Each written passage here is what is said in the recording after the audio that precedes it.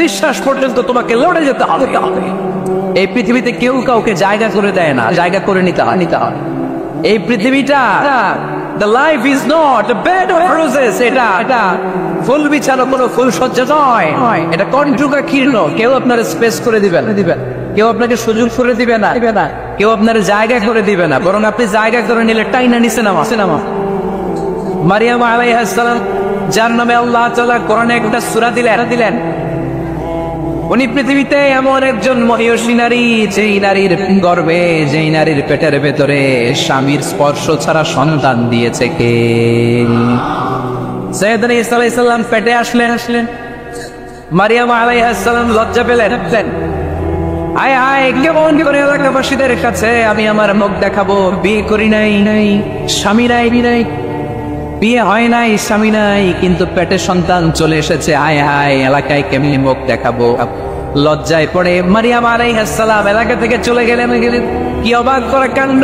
বাচ্চা ভূমিষ্ঠ হওয়ার জন্য, বড় হওয়ার জন্য 6 মাস 7 মাস লাগে নাই, পেটে বাচ্চা আসার সাথে সাথে বাচ্চাটারে বড় করে দিয়েছে কে? সাইয়েদাতুনা মারিয়াম আলাইহিস সালাম এবার বসে বললেন, বুঝতে আরম্ভ করলেন প্রেগন্যান্সির পেইন উঠেছে। হঠাৎ করে পেট থেকে বাচ্চা ভূমিষ্ঠ হয়ে যাওয়ার পরে উনি কাঁপতে আরম্ভ করলেন। ক্ষুধার চোটে খাবার কিছু নাই, সামনে ঝরনা, উপরে একটা খেজুর গাছ। সাইয়েদনা ঈসা আলাইহিস সালামকে কোলে নিয়ে মারিয়াম আলাইহিস সালাম মনে মনে ভাবে, হায় রে, কেউ যদি একটু খেজুর কেড়ে দিত, এই ক্ষুধার ভোগান্তে আমি খেজুরকে পেটের ক্ষুধা নিবারণ করতাম।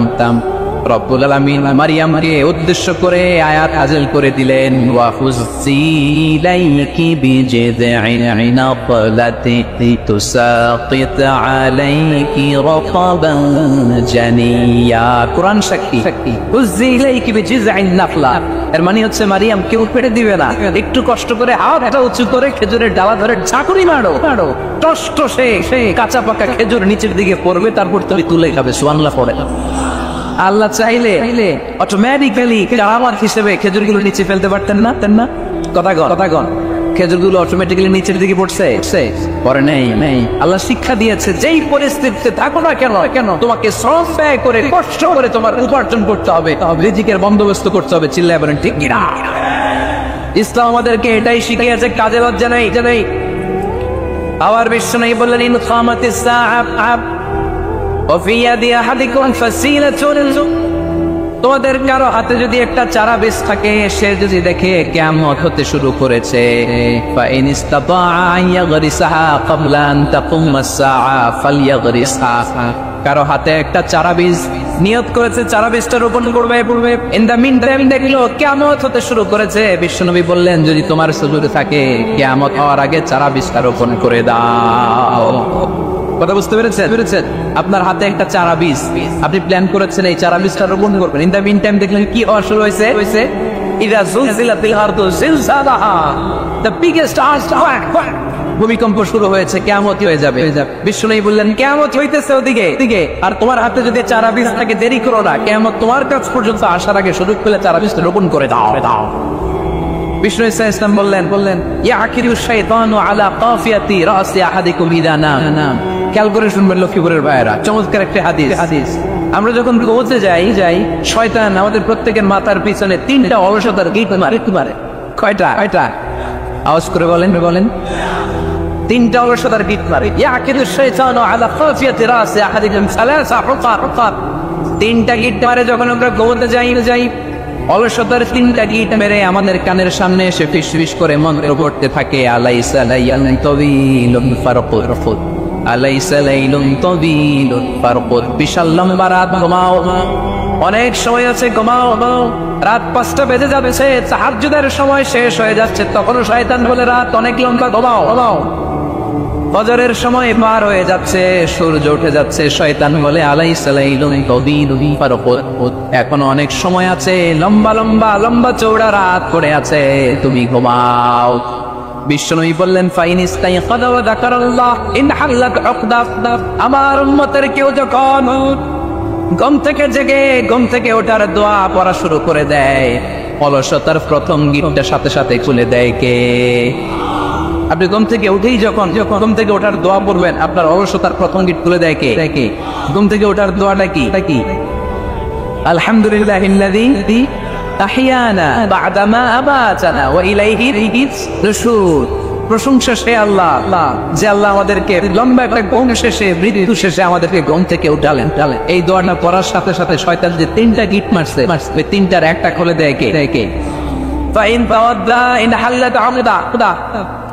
ঘুম থেকে জেগে ঘুমের দোয়া পড়ার পরে যখন কেউ ওযু করে ফেলে, অলসতার দ্বিতীয় গিটটাও খুলে দেয় কে? ওযু করার পরে ফাইন সাল্লাত ইন হাল্লাত উকদা, আমাদের মুসল্লায় দাঁড়িয়ে যখন নামাজ শুরু করে দেয়, অলসতার 3 নাম্বার গিটটাও খুলে দেয় কে? 3টা গিট যখন খুলে দেয়, রাসূল সাল্লাল্লাহু আলাইহি ওয়াসাল্লাম বললেন ফাসবাহা নাশীতাল কলব, নাশীত। তখন মুমিন বান্দা সজীব হয়ে ওঠে, প্রাণবন্ত হয়ে ওঠে, উচ্ছ্বসিত হয়ে ওঠে। ওয়াইতা খাবিসান নাফসি কাসলান। আর যদি ঘুমিয়ে থাকে 3টা গিট তার মাথার পেছনে শয়তানের অলসতার লেগে থাকে, তাহলে তার দিনটা শুরু হয় অলসতা দিয়ে, আর সে হয় অলসতার রাজা। চিল্লায় এখন ঠিক কিনা? এজন্য আমরা যদি অলস হতে চাই না, কর্মঠ হতে চাই, আমরা আজকে অলসতাকে নো বলে যাবো মাহফিল থেকে। অলসতাকে আমরা কি বলবো? আওয়াজ করে বলতে হবে। অলসতাকে কি বলবো আমরা? মুমিনের জীবনে কোনো অলসতা নাই। অলস হয় মুনাফিকরা। অলস হয় যারা চিল্লায় বলতে হবে। মুমিনরা অলস হয়। অলস হয় কারা? এজন্য কোরআনে আল্লাহ এই কথাও বলে দিলেন, ওয়াইদা ক্বামু ইলাস সালাতি ক্বামু কুসালা ইউরাউনান নাসা ওয়ালা ইয়াযকুরুনাল্লাহা ইল্লা কালিলা। সুবহানাল্লাহ পড়েন। মুনাফিকরা যখন মানুষকে দেখানোর জন্য নামাজে যায়, ওই নামাজে তাদের ইখলাস নাই, ওই নামাজের ভেতরে তাদের কোনো খুশু খুদু নাই, ওই নামাজের ভেতরে আছে শুধু অলসতা। ওই নামাজের কি আছে? কিন্তু আমরা যখন নামাজে যাই, আমাদের অলসতা আছে। আমরা নামাজ পড়লে আমাদের হৃদয়টারে সজীব করে দেয় কে? আমরা ওযু করলে আমাদের মনটাকে চাঙ্গা করে দেয় কে? আমরা মসজিদে ঢুকলে হৃদয়টাকে প্রাণবন্ত করে দেয় কে? মুমিন তো নামাজে গেলে চাঙ্গা হয়, মুমিন ওযু করলে চাঙ্গা হয়। কোন নবীরা কি অলস ছিলেন? পৃথিবীতে কোন নবী অলস ছিলেন? সব নবী কর্মঠ ছিলেন। বিষ্ণু ইসলাম বললেন মা বা'আসাল্লাহু নাবিয়্যান ইল্লা রাআল গানাম। এই পৃথিবীতে এমন কোন নবী নাই যেই নবী বকরি চড়ায় নাই। কি চড়ায় নাই? বকরিরে আপনারা লক্ষ্মীপুরের ভাষায় কি বলেন? ছাগল। তো পৃথিবীতে এমন কোন নবী নাই যেই নবী কি চড়ায় নাই? ছাগল চড়ায় নাই। সাহাবারা বললেন, ইয়া রাসূলুল্লাহ আনতা কাযালিক, আপনিও ছাগল চড়াইছেন? বিষ্ণু ইসলাম বললেন, না, আমিও ছাগল চড়িয়েছি। ওয়া ইন্নী আরাআহা আলা কারারিজি আহলি মক্কা, আমি তো মক্কাবাসীদের অল্প কিছু পয়সার বিনিময়ে তাদের ছাগলগুলোকে চড়িয়ে দিতাম। সুবহানাল্লাহ পড়বেন না? বিষ্ণু ইসলাম ছাগল চড়াতে। ছাগল চড়ানো সহজ কাজ না কঠিন কাজ? কেন কঠিন এটা? হ্যাঁ, টেরা খুঁটি মারে। হ্যাঁ, কি করে? বসে থাকতে হয়। তো ছাগল যারা পালে তারা জানে ছাগল পালা কত কষ্ট। ওরে ডানে টান দিলে কই যায়? রশি ধরে বায়ে টান দিলে কই যায়? সামনে টানলে কই যায়? পিছনে টানলে কই যায়? সারা সন্ধ্যা আপনি সময় পান না এটার গোসল করাবেন। ভাবলেন আজকে জুমার দিন আমিও গোসল করি, এটারও গোসল করাই। এটারে আপনি পুকুর কাটেন দিবেন, টান দিয়েছেন, ওর বাপের ইরাও 1 ইঞ্চিও সামনে যাবে। ঠিক কিনা? এই টেরা প্রাণী আল্লাহর কি মহিমা। আল্লাহ তাআলা পৃথিবীর সবচেয়ে শ্রেষ্ঠতম মানুষদেরকে ছাগল চড়িয়ে ছেড়েছেন। ঠিক কিনা? মা বা'আসাল্লাহু নাবিয়্যান ইল্লা রাআল গানাম। এই পৃথিবীতে এমন নবী ছিল না যে নবীরা ছাগল চড়ায় নাই। আল্লাহ বোঝাতে চাইলেন ছাগল চড়ানো অনেক কষ্টের কাজ, অনেক ধৈর্যের প্রয়োজন। এখন নবীরা তোমরা ছাগল চড়াও, কিছুদিন পর ছাগলের চেয়েও টেরা জাতি মানুষ চড়াইতে হবে। মানুষের মধ্যেও টেরা আছে না নাই? ভালো বললে ভালোটা বোঝে না, ডাইনে যেতে বললে বায়ে যায়, বায়ে যেতে বললে ডাইনে যায়, এরকম আছে না নাই? সম্মানিত ভাইয়েরা, সমস্ত আম্বিয়া আলাইহিস সালাম ওনারা কর্মঠ ছিলেন। সাইয়েদনা আদম আলাইহিস সালাম নিজ হাতে চারা গাছ রোপণ করে চাষাবাদের কাজ করেছেন। সুবহানাল্লাহ পড়ে। সাইয়েদনা ইব্রাহিম আলাইহিস সালাম চাষাবাদের কাজ করেছেন। সাইয়েদনা দাউদ আলাইহিস সালাম নিজ হাতে যুদ্ধের জন্য যে পোশাক পরতে হয়, যেটা পরলে গায়ের মধ্যে ছুরি মারলে ঢুকে না, ওই শিরস্ত্রাণ বানিয়েছেন, নিজ হাতে তলোয়ার বানিয়েছেন। সুবহানাল্লাহ পড়েন। সাইয়েদনা মুসা আলাইহিস সালাম ছাগল চড়িয়েছেন। সাইয়েদনা মুসা আলাইহিস সালামের মেজাজ নরম না গরম? নবীদের সবচেয়ে বেশি মেজাজ ওয়ালা নবী ছিলেন মুসা আলাইহিস সালাম। উনিও 8 থেকে 10 বছর সাইয়েদনা শুআয়ব আলাইহিস সালামের এরিয়াতে ছাগল চড়িয়েছেন। চিল্লায়ে বলেন সুবহানাল্লাহ। আল্লাহ এজন্য নবীরা যেহেতু কাজ করেছেন, কর্মঠ ছিলেন, আমরাও কর্মঠ হব। টিঙ্গিরা সাহাবারাও কর্মঠ ছিলেন। বিশ্বনবীর সাহাবারাও ব্যবসা করতেন। সাইয়েদনা আবু বকরের বিশাল ব্যবসা প্রতিষ্ঠান ছিল। সুবহানাল্লাহ পড়ে। আপনারা হজ উমরা করেছেন কে কে? দেখি করছেন? মাশাআল্লাহ। যারা করেন নাই আল্লাহ তাদেরকে আল্লাহর ঘর জিয়ারতের তুমি নসিব করো। বিশ্বনবীর মাকবরার সামনে দাঁড়িয়ে আমরা যেন সালাম পেশ করতে পারি, তুমি নসিব করো। বাইতুল্লাহ শরীফে এবং মসজিদ নববীতে আমরা যেন সালাত আদায় করতে পারি, আল্লাহ তুমি নসিব করো। সাইয়েদনা আবু বকর রাদিয়াল্লাহু তাআলা আনহুর ব্যবসা প্রতিষ্ঠান ছিল মক্কার কাবা ঘরের পাশেই। উনার ব্যবসা প্রতিষ্ঠানগুলো যেখানে ছিল ঠিক ওইখানে সৌদি সরকার এখন শপিং মল বানিয়েছে। মসজিদ আবু বকর মক্কা শহরের যেখানে বহিরাগতরা এসে ওখানে ছাগল, ওখানে ঘোড়া, এগুলো রাখতো, আস্তাবল রাখতো। ঘোড়ার ওট যেখানে রাখা হতো ঠিক ওই জায়গায় সৌদি সরকার ওটার পার্কিং লট বানায়। যেখানে আগে সাহাবাদের ব্যবসার জায়গা ওইখানে বর্তমানে শপিং মল। যেখানে আগের সময়কাল ওই সাহাবারা উট আর ঘোড়া রেখে বাড়িত, ওইখানে এখন গাড়ি ঘোড়া রাখার ব্যবস্থা করা হয়েছে। সাইয়েদনা আবু বকর অনেক বড় ব্যবসায়ী ছিলেন। ওনার 20 টাকা দিয়ে হাবাসা থেকে আসা সাইয়েদনা বেলালকে তিনি 20,000 স্বর্ণ মুদ্রা দিয়ে উমাইয়া ইবনে খালাফের কবল থেকে তিনি মুক্ত করেছেন। সাইয়েদনা উসমান যুন্নুরাইন বড় ব্যবসায়ী ছিলেন। নিজের টাকা দিয়ে মদিনার মুসলমানেরা পানি খেতে পারে না। পীরে রুমা নামে একটা কুয়া ছিল। এই কুয়ার মালিক ছিল ইহুদি। মুসলমানেরা পানি খেতে গেলে এসে বকা দিত, পানি খেতে দিত না। বিশ্বনবী বললেন, আমার সাহাবীদের মধ্যে এমন কি কেউ নাই নিজের অর্থায়নে পীরে রুমা কিনে মুসলমানদেরকে দিয়ে দিবে? সাইয়েদনা উসমান যুন্নুরাইন বলল, ইয়া রাসূলুল্লাহ, আপনার খেদমতে আমি হাজির। মুহূর্তের মধ্যে সাইয়েদনা উসমান যুন্নুরাইন নিজের অর্থায়নে পীরে রুমাটা কিনে মুসলমানদের জন্য সদকা করে দিয়েছে। তো ব্যবসা না করলে, কর্মঠ না হলে, উপার্জন না হলে সদকা করা যাবে? চিল্লায় বলেন করা যাবে। সুনানে তিরমিজির বর্ণনা, বিষ্ণু ঈসা ইসলাম মক্কা থেকে যত সাহাবারা হিজরত করে মদিনায় এসেছে, মদিনাতে কোনো না কোনো সাহাবার সাথে বিশ্বনবী ভ্রাতৃত্বের বন্ধনে আবদ্ধ করে দিয়েছে। সুবহানাল্লাহ পড়েন। এজন্য মক্কা থেকে যারা এসেছে এদেরকে বলে মুহাজির। এদেরকে কি বলে? আর মদিনায় যারা ছিল এদেরকে বলে আনসার। এদেরকে কি বলে? আওয়াজ করে উত্তর দিবেন। মক্কা থেকে যারা এসেছে তাদের নাম, আর যারা মদিনার সাহাবী তাদের নাম আনসার। আজকে এই মাহফিলে লক্ষ্মীপুর এর বাইরে থেকে কারা কারা আসছে দেখি।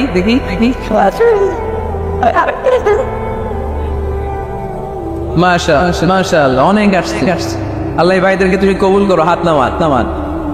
এই যে লক্ষ্মীপুরের বাইরে থেকে যে ভাইরা আসছে তারা লক্ষ্মীপুরের মেহমান, ঠিক কিনা? মক্কা থেকে হিজরত করে যে সমস্ত সাহাবারা এসেছিল তারা ছিল মদিনার মেহমান। বিশ্বনবী এক মক্কার সাহাবীকে মদিনার এক সাহাবীর সাথে ভ্রাতৃত্বের বন্ধনে আবদ্ধ।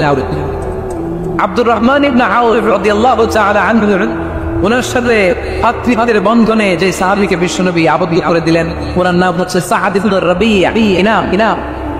মদিনার অনেক বড় ব্যবসায়ী। বিশ্বনবী বললেন, আব্দুর রহমান ইবনে আউফ, সম্পদ ছেড়ে দিয়ে, পরিবার ছেড়ে দিয়ে, স্থাবর সব ছেড়ে দিয়ে আল্লাহ রাসূলের ভালোবাসায় মক্কা থেকে মদিনায় এসেছো। মদিনায় তোমার চিন্তা নাই, সাদ ইবনে রবিকে আমি তোমার ভাই বানিয়ে দিলাম। সাদ ইবনে রবি তোমার আপন ভাইয়ের মধ্যে। সাদ ইবনে রবি বলল, আব্দুর রহমান, জীবনে তোমারে কোনোদিন দেখি নাই, তোমারে আমি চিনি না, তোমার নাম শুনি নাই, কিন্তু বিশ্বনবী যে তোমার দায়িত্ব আমাকে দিয়েছে, আমার চেয়ে বড় ধনী মদিনার মধ্যে দ্বিতীয় কেউ নাই। আজ থেকে তুমি আমার ভাই, আজ থেকে তুমি আমার কি। আল্লাহ আমাকে যত সম্পত্তি দান করেছে তার অর্ধেক সম্পত্তি আমি তোমার নামে দিয়ে দিলাম। ও আব্দুর রহমান ইবনে আউফ, শুধু তাই নয়, রব্বুল আমিন আমাকে 2জন স্ত্রী দিয়েছে। কয়জন? তুমি দেখো আমার কোন স্ত্রীকে তোমার বেশি ভালো লাগে, যার নাম তুমি বলবে সাথে সাথে আমি তারে তালাক দিয়ে দিব। তার ইদ্দত পালন শেষে তুমি তাকে বিয়ে করে তোমার সাথে নিয়ে যাবা। সুবহানাল্লাহ। কারণ বিশ্বনবী তোমার দায়িত্ব আমার কাছে দিয়েছে, তুমি আমার ভাই। আমি মদিনার সবচেয়ে বড় ধনী, আমার অর্ধেক সম্পদ আমি তোমারে দিয়ে। আমার দুই স্ত্রীর এক স্ত্রীকে তোমারে দিয়ে দিব দিব সাইয়েদনা আব্দুর রহমান ইবনে আউফ এই কথা শুনে অবাক হলেন। অবাক হয়ে উনিও এক অবাক কথা বললেন। উনি বললেন, লা হাজাতা লি ফি আখি, ও আমার প্রাণের ভাই, তোমার কথা শুনে আমার হৃদয়টা ভরে গিয়েছে, কিন্তু তোমার সম্পদের দরকার আমার নাই, তোমার স্ত্রীরও দরকার আমার নাই। বারাকাল্লাহু ফি মালিক ওয়া লি আহলিক, আল্লাহ তোমার মালেও বরকত দেখ, তোমার সম্পদেও বরকত দেখ, তুমি শুধু একটু কষ্ট করবা। কি কষ্ট? দুল্লানি আলা সুক, show me the way to the market. সেই মদিনায় কোনো মার্কেট আছে কিনা, শপিং মল আছে কিনা, ব্যবসা প্রতিষ্ঠান আছে কিনা আমার দেখায় দাও। সুবহানাল্লাহ পড়ে। আমরা হইলে কি করতাম? লক্ষ্মীপুরে যারা আসছে এদের একজনের যদি বলা হয়, ভাই আপনি এখান থেকে লক্ষ্মীপুরের ভাই, আমার অর্ধেক সম্পদ আপনারা দিয়ে দেবে, কি করবে? পায়ের উপরে পা তুলে খাবে আর বলবে কি আনন্দ, আকাশে বাতাসে। ঠিক কিনা? এরপরে যদি বলি, ভাই আমার দুই বউ যেটারে সুন্দর লাগে বলেন তালাক দিয়ে দেই, নিয়ে যান, কি বলবে? কি আনন্দ, আকাশে বাতাসে। আল্লাহ রাসূলের সাহাবী আব্দুর রহমান ইবনে আউফ বললেন, লা হাজাতা লি ফি, আমার দরকার নাই। দুল্লানি আলা সুক, just show me the way to market. এখানে মার্কেট বই আছে, দেখায় দাও। অবাক হয়ে গেলেন সাদ বিন রবি। বললেন, ও আব্দুর রহমান ইবনে আউফ, ঠিক আছে, তুমি যদি নিতে না চাও তোমার আমি জোর জবরদস্তি করব না। শুনে রাখো, মদিনাতে ইহুদিদের কয়নুকার একটা বাজার আছে। এই কথা বলার সাথে সাথে আব্দুর রহমান ইবনে আউফ চলে গেলেন। এর পরের দিন অল্প কিছু পনির আর ঘি নিয়ে ব্যবসা শুরু করলেন। পনির আর ঘিয়ের ব্যবসা করতে ব্যবসায় তিনি এত লাভ করলেন, উনি বললেন, আমি যদি কখনো মদিনার বালুর মধ্যে হাত দিতাম, বালুটারও সোনা বানায় দিত কে? দুল্লানি আলা সুক, লক্ষ্মীপুরের কর্মঠ যুবক ভাইরা, এ আব্দুর রহমান ইবনে আউফ আমাদের প্রেরণা। উনি অন্যের গাড়ে পাড়া দিয়ে খেতে চায় নাই, আরেকজনের উপর ডিপেন্ডেন্ট বা নির্ভরশীল হতে চায় নাই। তিনি স্বাবলম্বী হওয়ার শিক্ষা লেসেন কিয়ামত পর্যন্ত গোটা বিশ্বের যুবকদের জন্য রেখে গিয়েছে। চিল্লায় বলো ঠিক কিনা? দুল্লানি আলা সুক, show me the way to market. Market কোথায় দেখাও। পনির আর ঘি নিয়ে ব্যবসা করতে কয়েক মাসের ব্যবধানে ইতিহাস সাক্ষী সাইয়েদনা আব্দুর রহমান ইবনে আউফ মদিনার বিশাল বড় বিজনেস ম্যাগনেটে পরিণত হয়ে গেলেন। চিল্লায় পড়েন আল্লাহু আকবার। এজন্য ব্যবসার ভেতরে বরকত লুকিয়ে দিয়েছে কে? বিশ্বনবী বললেন, আত-তাজিরু সাদুক আল-আমিন মা'আন নাবিয়্যিন ওয়াস সিদ্দীকিন ওয়াস শুহাদা'i ওয়াস সালিহিন। আমানতদার ব্যবসায়ী তারা সাধারণ কোনো মানুষ নয়, কিয়ামতের দিন নবীদের সাথে হাসর হয়ে যাবে। আপনারা যারা ব্যবসা করেন, এটা সাধারণ বিষয় নয়। বিশ্বনবী সাল্লাল্লাহু আলাইহি ওয়াসাল্লাম নিজেও ব্যবসায়ী ছিলেন। ওনার জীবনের প্রথমে তিনি খাদিজা রাদিয়াল্লাহু তাআলা আনহার ব্যবসার স্টাফ হয়ে কাজ শুরু করেছেন, এরপর নিজে ব্যবসা শুরু করেছেন। এরপরে খাদিজাতুল কুবরা রাদিয়াল্লাহু তাআলা আনহা সব সম্পত্তি বিয়ের পরে বিশ্বনবীর পায়ের সামনে ঢেলে দিয়েছে। বললেন, ইয়া রাসূলুল্লাহ, এই সম্পদ আমি আপনাকে দিয়ে দিলাম, আপনি ইচ্ছা মতো দিনের প্রয়োজনে খরচ করেন। সুবহানাল্লাহ পড়। এজন্য বিষ্ণু ইসলাম আমাদের জন্য উপমা, আব্দুর রহমান ইবনে আউফ আমাদের জন্য উপমা। যারা ব্যবসা করেন তারা বিষ্ণু ইসলামের সুন্নাহ পালন করছেন। আর-তাজির আস-সাদুক আল-আমিন, বিষ্ণু বললেন সত্যবাদী আমানতদার ব্যবসায়ী, যে ব্যবসা করছে যে মিথ্যা কথা বলে না। অনেক ব্যবসায়ীরা আছে পণ্য চালানোর জন্য মিথ্যা কথা বলে আর কসম কাটে, আসরা নেই। এমনটা করা যাবে? সকালবেলা স্ত্রীরে বলে এই গরুগুলা বিক্রি করবো, তুই একটা দাম কত কমো? স্ত্রীরে শিখাই দিচ্ছে এই গরুর দাম তুই 40,000। তো বউ বলে ঠিক আছে, দাম পেলাম 40,000। এরপরে বাজারে যখন গরু বিক্রি করতে যায়, একজন যখন বলে যে ভাই এটা 30,000 টাকা দিয়ে কিনবো, ভাই আল্লাহর কসম সকালে একজন 40,000 দাম কইছে, আমি দেই নাই। আছে না নাই? কৌশল করে বউরে শিখাইছে সকালে, তুই দাম তো 40,000। তো বাজারে সকালে একজন দাম করছে, দাম করে কইছে 40,000 দেই নাই, আপনারা 30,000 কেমনে দেই? এরকম ডাকাইতে আছে না নাই? আলহামদুলিল্লাহ লক্ষ্মীপুরে এরকম লোকজন নাই। আর নাই, আমি কই নাই, এরা কই আসছে। লক্ষ্মীপুরের মানুষ খুব ধার্মিক, আমি জানি। লক্ষ্মীপুর, নোয়াখালী, ফেনী এই বেল্টের লোকজন খুব আল্লাহওয়ালা। এদের মধ্যে আল্লাহওয়ালার সংখ্যা বেশি। এখানে আলেম ওলামা বেশি, এখানে মসজিদ মাদ্রাসা বেশি। এই জন্য এই জেলাগুলোতে আল্লাহর রহমত বেশি। আল্লাহ তুমি এই জেলার ছেলেপেলেদেরকে, এই জেলার লোকদেরকে তুমি কবুল করো, মা বোনদেরকে তুমি কবুল করো। সম্মানিত ভাইয়েরা, এজন্য আজকের মাহফিল থেকে আমরা যেটা শিখলাম সেটা হচ্ছে পরিশ্রমে কোনো লজ্জা আছে? আমরা কাজ করে খাও ঠিক কিনা কিনা? Never underestimate any job. যুবক ভাইরা, লক্ষ্মীপুরের যুবক ছেলেরা শুনতেছ? এরকম আওয়াজ করতে হবে, কান খাড়া করে শোনো। Never underestimate any job. কোন চাকরিকে ছোট করে দেখা যাবে whether it's small or big, you don't care. এটাতে কেয়ার করা যাবে না। ছোট্ট চাকরি পাইলে ঢুকে যাবা, বড় অফার আসলে পরে ঢুকবা। এটা ছোট কাজ। এটা হোটেলের ওয়েটার, এটা ছোট্ট স্টাফ, এটা কেরানি না। কাজের মধ্যে কোনো ছোট বড় নাই। খেটে খাওয়া মানুষকে বিষ্ণুনবী অনেক সম্মান করতেন। বিষ্ণু ইসলাম খেটে খাওয়া মানুষদেরকে এত ভালোবাসতেন। বিদায় হজের মতো এত গুরুত্বপূর্ণ ভাষণও এই মেহনতি মানুষদের কথা বাদ যায়। সুবহানাল্লাহ পড়বেন না? তিনটা ছিল জুমাবার। বিষ্ণু ইসলাম আরাফাতের ময়দানে দাঁড়িয়ে ঐতিহাসিক একটা ভাষণ দিলেন। এই ভাষণের নাম হলো বিদায় হজের ভাষণ। এই বিদায় হজের ভাষণেও খেটে খাওয়া মানুষের কথা বিশ্বনবী বাদ দেয় না। বিশ্বনবী বলেছেন, খবরদার, অধীনস্থ কর্মচারীদের সাথে খারাপ আচরণ করো না। আতঈমুহুম মিম্মা তাকুলুন ওয়াকসুহুম মিম্মা তালবিসুন। খবরদার, মনে রেখো, তোমরা যা খাবে তোমাদের অধীনস্থ কর্মচারীদেরও তা খাওয়াবে, তোমরা যা পড়বে তাদেরও তা পড়াবে। বিশ্বনবী শেষ নিঃশ্বাস ত্যাগ করে যাওয়ার আগে যেই কয়েকটা কথা বলেছিলেন তার মধ্যে মেহনতি মানুষদের জন্য কথা আছে রাড়াই। বিষ্ণু ইসলাম যখন শেষ নিঃশ্বাস ত্যাগ করবেন তিনি বলেছিলেন, আসসালাত উম্মতেরা, নামাজ ছেড়ে দিও না, নামাজ তরফ করো না, নামাজ কাজা করো না। আর বলেছিলেন, ওমা মালাকাত আইমানুকুম, অধীনস্থ কর্মচারীদের সাথে খবরদার খারাপ আচরণ করো না। যারা কর্মচারীদের সাথে খারাপ আচরণ করে, যারা মানুষের কাছ থেকে শ্রম নিয়ে কাজ করিয়ে টাকা দেয় না, কিয়ামতের দিন তাদের বিরুদ্ধে মামলা দায়ের করবে কে করবে? হাদিসে উদ্দেশ্যি সাক্ষী বিষ্ণু ইসলাম বলেন আল্লাহ তাআলা ফরমান, আনা খাসমুহুম সালাতাতুন আনা খাসমুহুম ইয়াউমাল কিয়ামা। তিন শ্রেণীর ব্যক্তির বিরুদ্ধে আল্লাহ বলেন, আমি নিজেই কিয়ামতের দিন মামলা দায়ের করব। I will be against them in the day of judgment.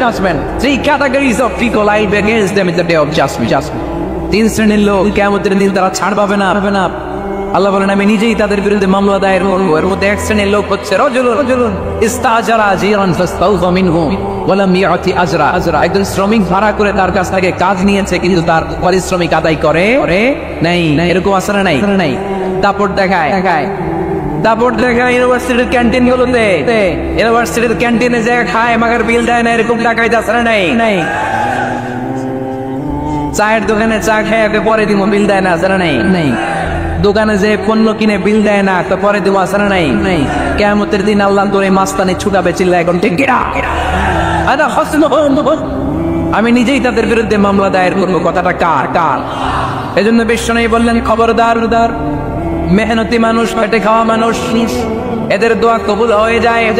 Atul Ajira আজরাহু ক্বাবলা আন ইয়াজিফা আরাকুহু। খবরদার, বিশ্বনবী বললেন, শ্রমিকের ঘাম শুকিয়ে যাওয়ার আগে তাদের পারিশ্রমিক মিটিয়ে দাও। বিশ্বনবীর বিখ্যাত হাদিস, আতুল আজিরা আজরাহু ক্বাবলা আন ইয়াজিফা আরাকুহু। শ্রমিকের ঘাম মাটিতে লাগার আগে, শুকিয়ে যাওয়ার আগে তাদের পারিশ্রমিক মিটিয়ে দাও। কেননা তারা যদি বদদোয়া করে তোমার জীবনটা জাহান্নাম বানিয়ে দিবে কে? বিষ্ণু ইসলাম সব সময় খেটে যাওয়া মানুষদেরকে আগলে রাখতে সব সময় শুধু যে ভাষণে মেহনতি মানুষদের সাথে ভালো আচরণ করতে বলতেন, শ্রমিকদের সাথে ভালো আচরণ করতে বলতেন, এমন নয়। ওনার ব্যক্তিগত জীবন ঘাটলেও দেখা যায় উনি শ্রমিকদের সাথে কেমন আচরণ করেছেন। বিষ্ণু ইসলামের একজন খাদেম ছিল, আপনারা তার নাম জানেন?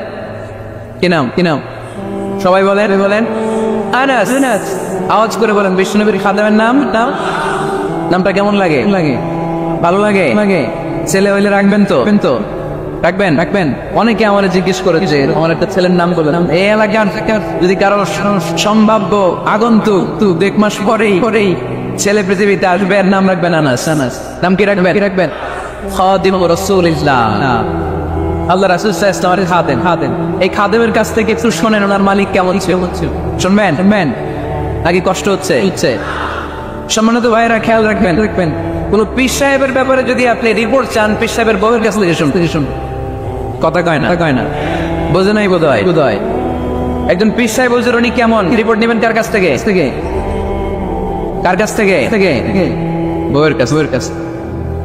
একজন বড় সাহেব, বড় নেতা, তার ব্যাপারে যদি রিপোর্ট পেতে চান, আমি কয়েকটা জায়গা বলে দিই, এই জায়গাগুলো থেকে রিপোর্ট নেবেন। 1 নম্বর তার ড্রাইভার, 1 নম্বর। 2 নম্বর তার বাড়ির দারোয়ান, 2 নম্বর। 3 নম্বর তার খাদেম, 3 নম্বর। 4 নম্বর তার ঘরের কাজের মেয়ে, 4 নম্বর। এদের কাছ থেকে আসল রিপোর্ট পাওয়া যায়, ঠিক কিনা? মাসালুল জান্নাতিল্লাতী وعد المتقون فيها أنهار من ماء غير آسن وأنهار من لبن لم يتغير طعمه وأنهار من خمر لذة للشاربين وأنهار من عسل مصفى سبحان الله জান্নাতে যারা ঢুকবে, জান্নাতের গলায় যেন, জান্নাতীদের গলায় যেন কোনো তৃষ্ণা না লাগে, এজন্য আল্লাহ তাআলা জান্নাতের ভেতরে 4 ধরনের সারাবান তাহুরার ঝর্ণা রাখবেন। কয় ধরনের? 1 নাম্বার হচ্ছে মিনারেল ওয়াটারের ঝর্ণা। মিনারেল ওয়াটার খান আপনারা? কোনটা খান? মাম খান, কেউ ফ্রেশ খায়, আর অ্যাকুয়াফিনা আর কি খান? স্পা আর কিনলে, এটা সবচেয়ে ভালো। এটার মধ্যে ঝামেলা কম, এটা টেস্ট করে জানা গিয়েছে। কিনলে খাবেন, কোকা-কোলা কোম্পানির, এটা ভালো পানি। কিনলে সবচেয়ে purified water ever in Bangladesh. বাংলাদেশে পাওয়া পরীক্ষিত সবচাইতে বিশুদ্ধ পানি হচ্ছে কিনলে। তো একজনকে মার্কেটিং করে দিতেছে হুজুরে। ভালো জিনিসের প্রশংসা করতে হয়, ঠিক কিনা? তো জান্নাতে যারা যাবে তাদের জন্য আল্লাহ তাআলা 4 ধরনের সারাবান তাহুরা রাখবে। সুবহানাল্লাহ কইবেন না? 1 নাম্বার মিনারেল ওয়াটার, মিনারেল ওয়াটারের ঝর্ণা, আপনি ওখান থেকে দেদারসে পান করবেন। নাম্বার 2 দুধের ঝর্ণা, দুধের ঝর্ণা, ফ্রেশ মিল্ক এর ঝর্ণা থাকবে। নাম্বার 3 মধুর ঝর্ণা, মধু খাবেন বেশি বেশি, মধুর মধ্যেও শিফা আছে। এই কোরআনে 2টা জিনিসের ক্ষেত্রে আল্লাহ উল্লেখ করেছেন শেফা। এক হচ্ছে কোরআন, কোরআনটা নিজেই শেফা, সুবহানাল্লাহ। আর হচ্ছে দুধ, আর হচ্ছে মধু, মধুর ভিতরে শেফা আছে না নাই? আছে।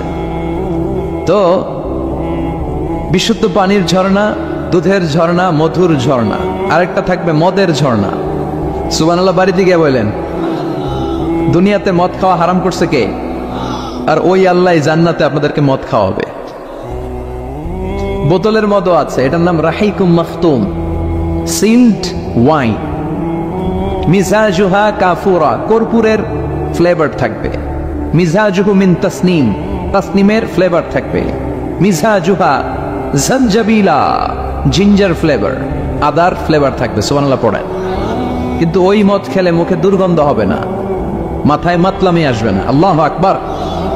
কারণ ওই মদটা জান্নাতের যে সুন্দর সুন্দর সুঘ্রাণওয়ালা গাছ আছে, ফুল আছে, ওই ফুলের নির্যাস থেকে আল্লাহ বানাবেন। সুবহানাল্লাহ পড়েন। তো এজন্য 4 ধরনের সুপেয় পানি আল্লাহ তাআলা জান্নাতীদের জন্য রাখবেন। এর চেয়ে দামি একটা পানি রাখবেন, ওইটার নাম হচ্ছে আল কাউসার। কি নাম?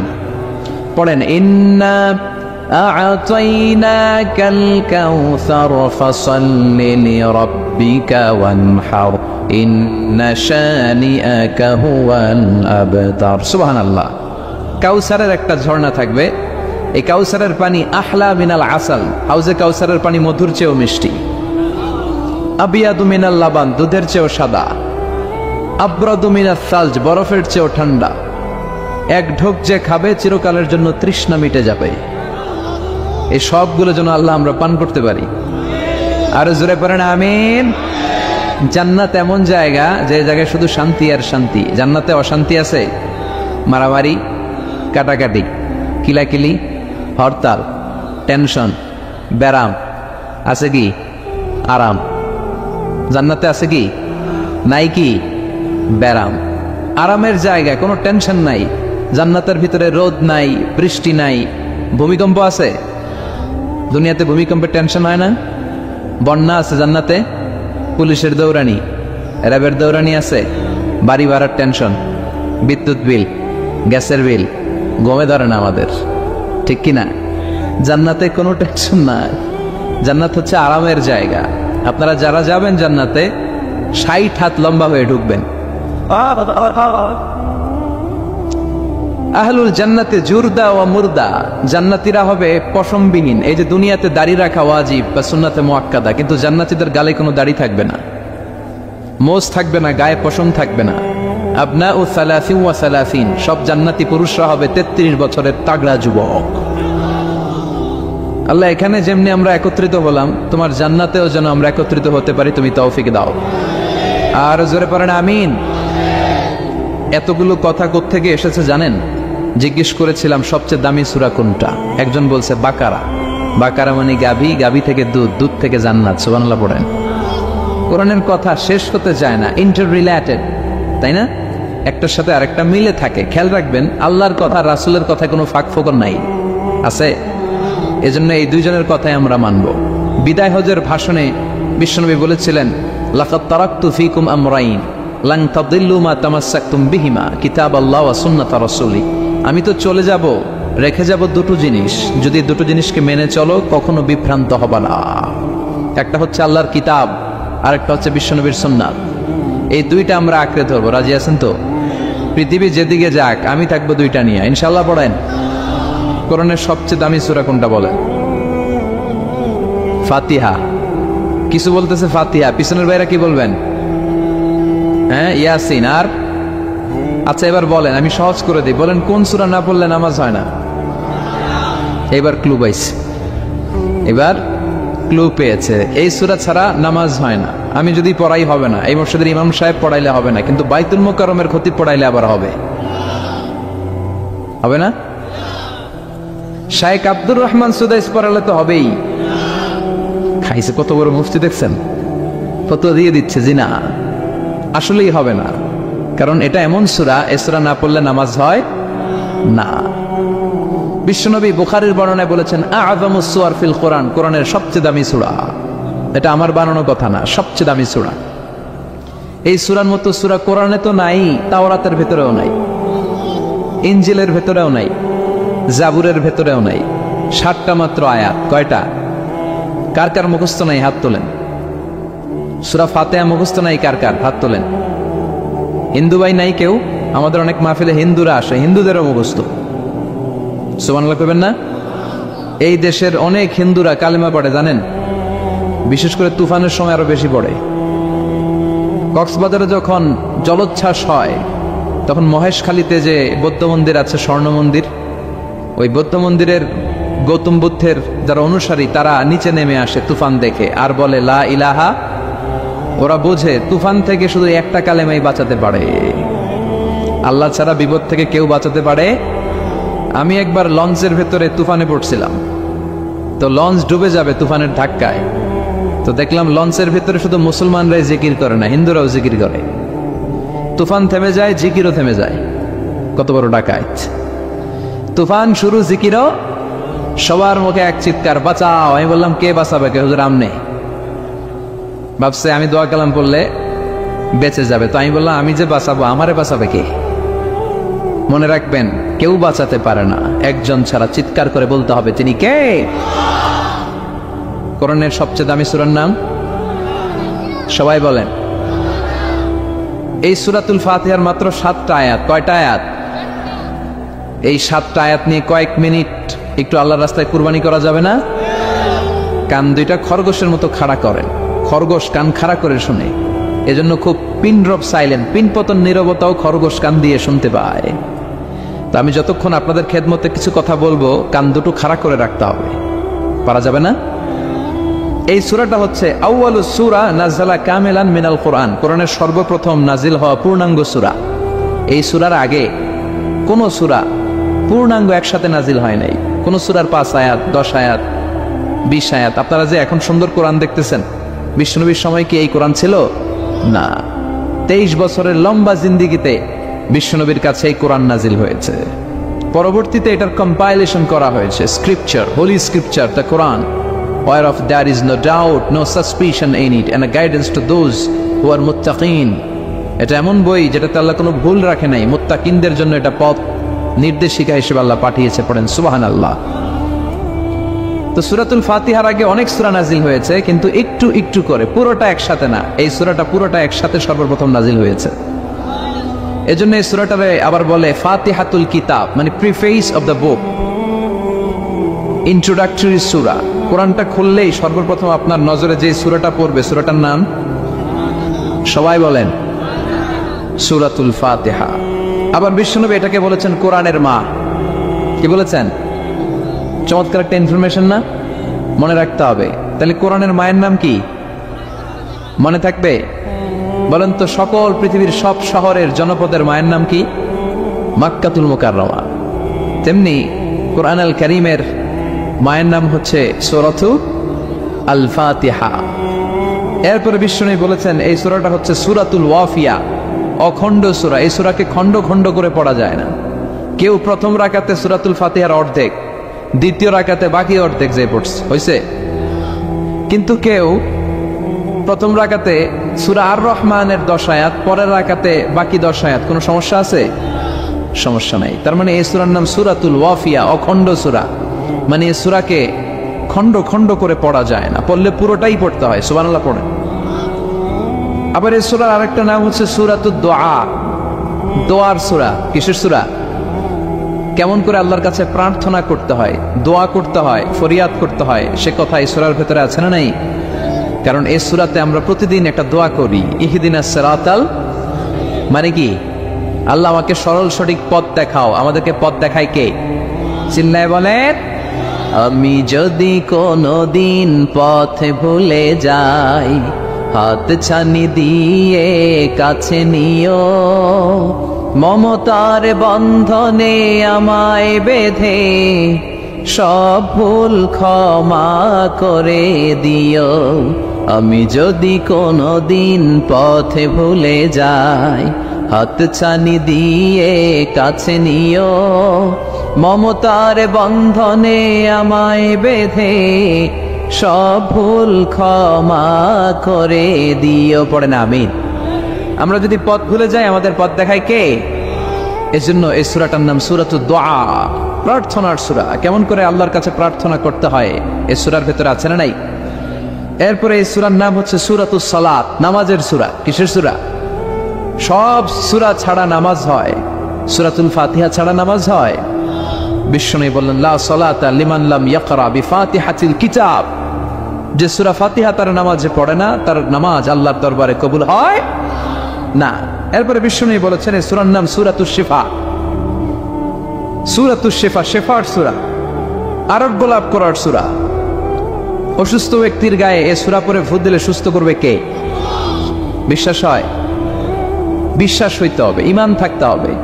ঈমান যদি পাক্কা হয় তাইলে কাজ করবে, তা না হইলে কাজ করবে না। অনেকে বলে, হুজুর আমি তো কত সূরা ফাতিহা পড়ে ফু দিলাম, কই আমার পেটে ব্যথা তো ভালো হয় না। যেটা কইছে তুই একটা ডাকাত, ঠিক কি না?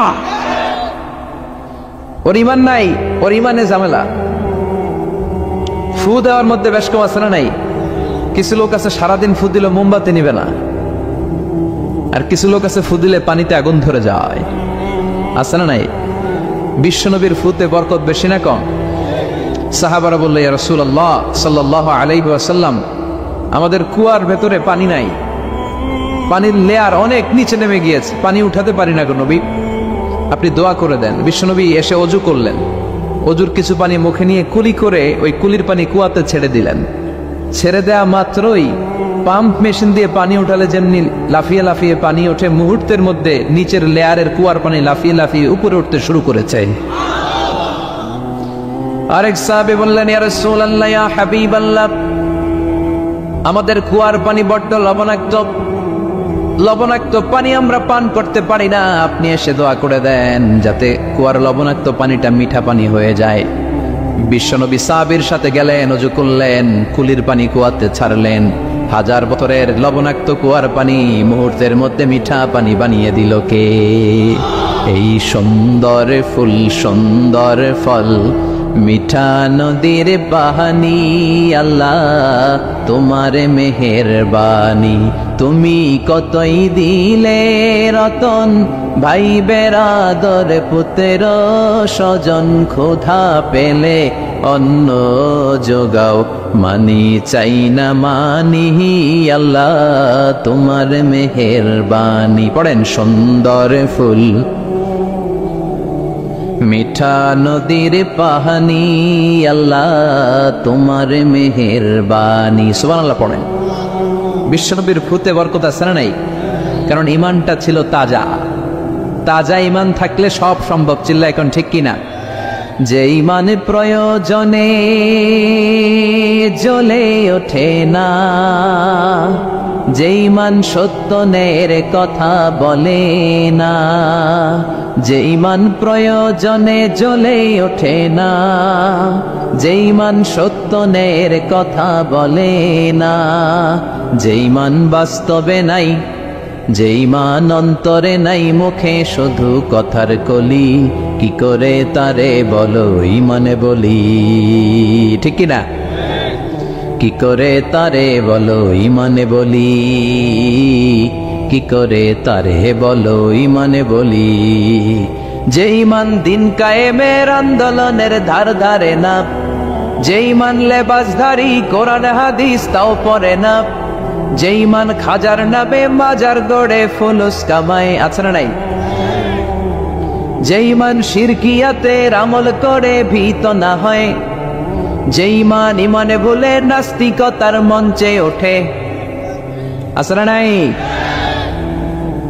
যে ইমান বাতিল মতের দোসর হয়ে ফায়দা লুটে, যে ইমান শুধুই কেবল খায় দায় আনন্দ করে, যে ইমান দেখে না যে আরাকানে ভাইরা মরে, যে ইমান বাস্তবে নাই, যে ইমান অন্তরে নাই, মুখে শুধু কথার কলি, কি করে তারে বলো ইমানে বলি?